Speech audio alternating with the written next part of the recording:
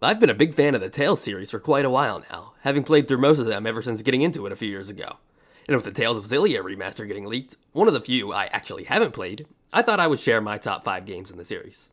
This is going to be far from my idea of an objective ranking like some of my other videos, because frankly, I think the games in this series are not only pretty solid for the most part, but they are also way too different and varied to ever be able to say that some are better or worse than others. These are just the ones that I personally enjoyed the most.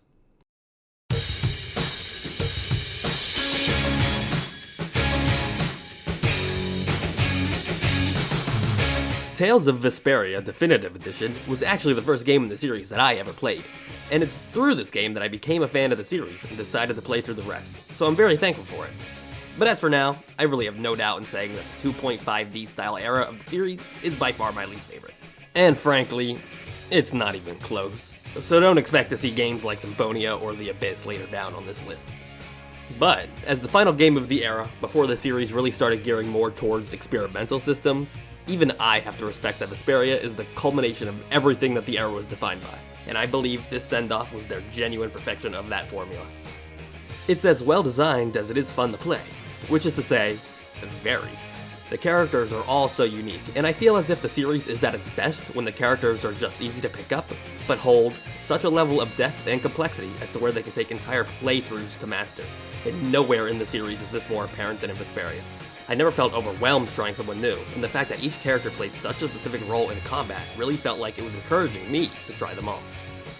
The equipment and progression systems are also really cool, even if they were stolen directly from Final Fantasy IX, in which characters learn different active and passive skills by equipping different gear that have those skills baked into them, and when enough battles are done with said gear equipped, you can use the skills without the gear. It does risk and reward really well. You can use the better statted equipment with either worse or no skills, or equip maybe worse gear with better skills for better payoff in the long run. And this really helps to create such a feeling of a collectathon because you're really trying to unlock every piece of gear with all the different abilities to unlock every single skill for your characters, which kind of tickles my brain. The only negatives I have to say about this game are that for one, I think it communicates side content probably worse than any RPG I have ever played.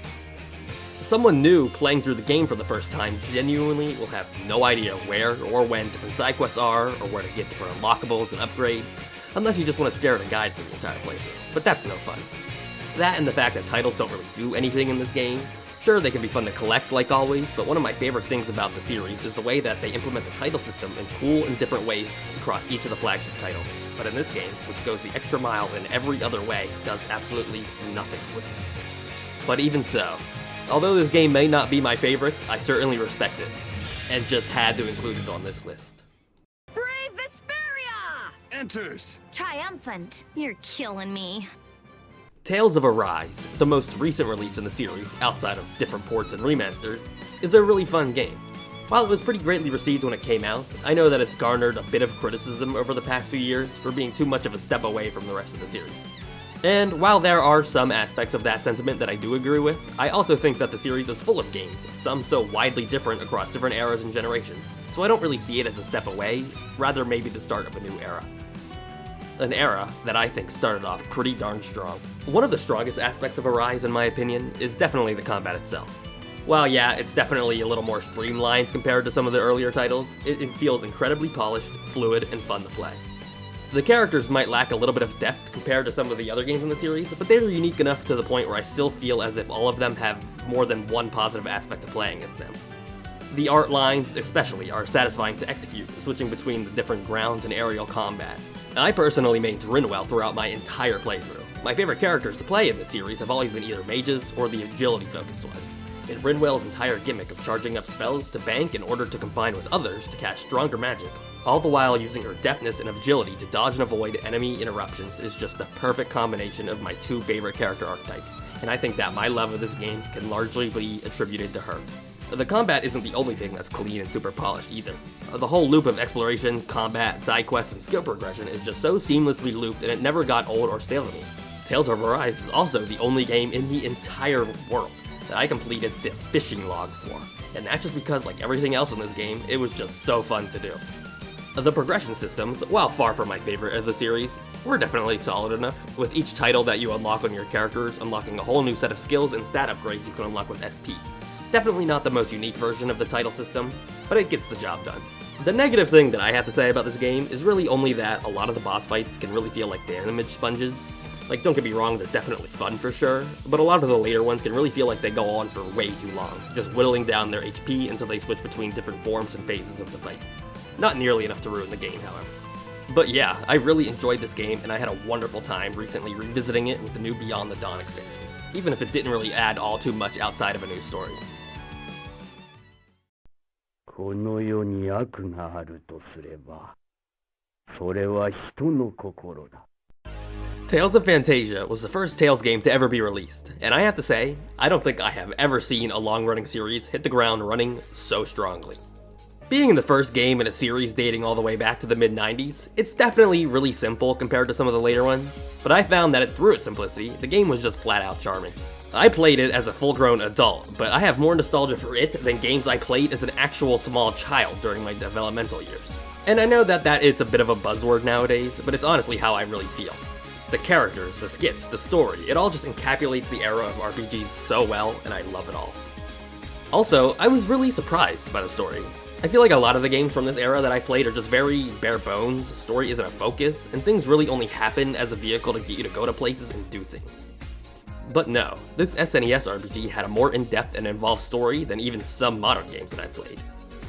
I just flat out fell in love with the characters and enjoyed their journeys, and that's not something I ever thought I would say about a game from this era. To this day, I still think it's up there as one of my favorite casts in the series, and that's saying something, because I think that's one thing that this series does consistently so incredibly well. The progression system is about as simple as it sounds. You use different moves and arts enough, and you unlock upgraded versions of them that combine with the other arts. That, and there's no directional input when it comes to basic attacking, so pretty much every battle plays out of one of like 5 ways depending on the enemy type. Is the enemy tanky? Art spam. Does the enemy fly? Jump up and hit it out of the air. Is the enemy low to the ground? Downward slash it until it dies. Sure, it's simple, but it's still really fun. The big negatives I have for this game are that there is genuinely no reason to play as anyone aside from the main character. For like 80% of the game, your party consists of him, and then the 3 mages. And the only way mages fight is by using their spells, which if you do, for whatever reason, choose to play as them, you just charge them with the press of a button, which to me is just really not fun at all. That, and because of the early hardware of this game, the game can't show the spell animations and run the combat at the same time. So every time a spell is cast, the game pauses until the animation is completed. And some of the late game spells are long. And like I said, there are 3 of 4 of your party members are mages who are all casting spells at different intervals. So there are a lot of encounters where you are just watching spell animations for more time than you're actually fighting yourself. Which, at the end of the day, I get, and it's not too big of a deal. It's fine for the most part, but there were times towards the end of the game where it started wearing onto me a little bit.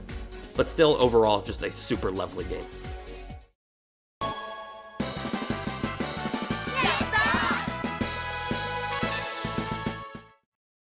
I know that Tales of Zestiria is one of the more controversial games in the series, but I don't care. I love it. Really not much more to say to it than that. This game just did it for me. It's weird, I'm definitely not arguing against that, but just so many of the unique mechanics and systems in this game are things that I very much enjoyed. There are limits on party composition not seen in other games, so your party is separated into 2 human characters and then the 4 elemental seraphim, and you are locked into having Sorey and Rose, 2 humans in your active party at all times, and only having to choose and control over which 2 of the seraphim will play out the other slots. Rose was my favorite character to play as, so this really wasn't as much of a problem for me as it probably was for other people, but I can see why this might have irked others. But these limits are in place for a reason. The reason as to why you need 2 humans and 2 seraphim at all times is because of this game's unique system in battle, which is also one of my favorite things the series has ever done. Your 2 human characters can fuse with each of the 4 elemental seraphim, and the fusions all have different skills and movesets in combat based off who is fused with who, and that's pretty much the entire combat system is designed around. So I understand and appreciate these limitations because it creates for my favorite gimmick in the entire series. It is just so cool, and even more so fun, to fuse different characters together on the fly to use their different elemental moves. Different enemies and bosses have different elemental weaknesses, so you are constantly on the fly switching between characters and fusions in order to best combat the situation. This is the game where I feel as if I got the most experience on all of the different playable party members. This game really encourages learning and playing as all 6 of them in a way that this series has really never done before or even since, and it was such a nice change of pace. I also really enjoy how mages play as in this game. I might have mained Rose, but I still had ample experience and appreciation for Lila, Edna, and Zavid, and I feel as if it was the game's version of spell chaining and quick charging that would later become what I loved about playing as Rinwell and Arise. The story and characters are also just some of the greatest of the series as well, the characters especially, my definite favorite cast. They're all just so well written, and the game is chock full of emotional scenes that take full advantage of them. The night scene in Lastenbell is one of my favorite scenes in all of gaming, and that's just because the characters are all so well set up. Rose especially. She's one of my favorite characters of all time, and her dynamic with Sorey, who was easily my favorite protagonist of the series, was just so genuinely amazing to see develop. The only big negative about this game, and I'm sure this comes as a surprise to literally nobody, is that the equipment system is absolutely fucking barbaric. I literally don't know what they were thinking. It's like they realized that sometimes their systems when it comes to equipment might be a little too simple, and just rubber banded so far in the other direction that you can't even see it anymore. And the fact that the way they teach you how to operate it through the character skits, just so that the technical jargon is lost on the player as these characters talk about whatever the hell they talk about, is just ridiculous. If you actually dedicate a lot of time to watching videos and trying to learn some semblance of how to optimize it, it actually can be really cool and interesting, but like holy crap, is the whole process just a nightmare. Totally Stupid. Before we get to the number one spot, I am just going to run through some honorable mentions real fast, because there are a few games that I still want to talk about, even if they aren't quite in my top 5. Tales of Eternia features a bit of an evolution of the 2D style introduced with Phantasia, and while I love Reed, Merity, and I think that the Crane Mail system is actually pretty cool, alongside some of the more in-depth additions to make the combat feel sort of more in-depth, but I think it just ends up feeling worse and less fun to play, even as the third game in the series. Tales of Symphonia was the first 3D-ish game in the series, and I do feel like the series had a really rough transition into 3D. It is just so clunky and slow, paired with some pretty boring character movesets and repetitive combat. On the other hand though, I do think that the title system here is the literal best of the series. There are just so many of them, and they're all so fun to collect through different means and secrets, and it really embodies the collectathon nature that I love. And I think it's really cool how they influence the stat growth of your character level ups when equipped. Tales of the Abyss I think easily has the best story aside from Zestiria, but the gameplay is easily the worst. Most nothing burger gameplay and systems I have ever seen from the series, and it does nothing to evolve it or even remotely stand on its own, to the point where it's not even worth playing outside of experiencing the albeit superb narrative. Tales of Berseria actually does have a lot going for it. I think the loop is really great, and it pairs so nicely with Zestiria, and the progression systems are kind of addicting when you really get into them, but the combat just makes it one of the most button-mashy games I have ever played.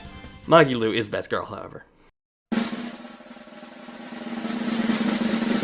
Tales of Graces, or more specifically, Tales of Graces F, is my absolute favorite game in the entire series, and in a lot of ways, it's not even close. The style shift linear motion battle system, the battle system unique to Graces, is where the series combat peaked in my eyes. It's fast-paced, strategic, and places a higher emphasis on individual player skill more so than any other game in the franchise. The player is expected to repeatedly dodge and sidestep with perfect timing, chain together long combos and art lines into each other all the while managing your CC. Graces was also the first game in the series to drop mana as a concept, instead focusing in on the battle resources that are earned by good timing, precision, and just keeping an overall offensive tempo. It's great, and it's because I'm so in love with the battle system that it's the only game in the series that I've sat down and played through more than one time. The character designs themselves are just so strongly woven into the battle system, and they're all so fun to play, all with different lines and skills that are rewarded differently when you play well and are just able to combo into each other so fluidly. It's to the point where I personally think that if I were to rank the top 10 most fun playable characters, I genuinely think that all 7 from this game would make the cut. Even the dedicated healer, the archetype that I usually find to be the most boring to play, Sharia, is still just a blast due to her strong character design and fun and fluid art lines. The one who has taken my heart the most, however, would definitely have to be Pascal.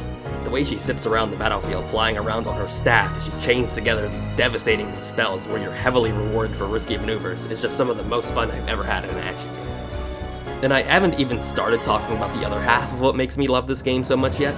The character development is also probably my favorite in the series. It works in kind of a similar way to Arise, but in just so much more depth. Each title that you collect, and there are tons of them in this game, ranging from unlocking them on their own, playing well in combat, doing side quests, or even just leveling up other titles, has its own set of skills and upgrades that you unlock for your characters when battling with them equipped. Things like stat upgrades, resistance modifiers, or even new moves on every single title, creating for so much freedom when it comes to how you develop your characters. And the fact that these titles level up faster, depending on the higher difficulty that you play the game on, it feels so rewarding to master all of the game's systems in order to benefit from the higher difficulty bonuses. There's such a level of planning and strategy based on strength and weaknesses inside and outside of the battle, and there was just never 1 minute where I was bored with this game. The only downside is that I kind of think the story is easily the worst of the entire series. The only characters I even cared about were Pascal, Sophie, and Hubert, I guess. And Asbel is just the most unlikable and boring protagonist in the entire series. And I just don't care about him, or largely whatever else is going on revolving him. But that's a small price to pay for the absolute peak of the series in every other aspect. Yay, alright! I did it! Go me! Yahoo! There she goes again. Thank you so much for watching my video. Like always, I really appreciate likes, comments, and if you really enjoyed the video and want to see more, maybe even subscribe. I have so many more videos I can't wait to share with you all. You can either find all my links in the description, follow me on social media, or maybe even join the Discord, where we have a lot of fun. But like always, until next time, have a great time.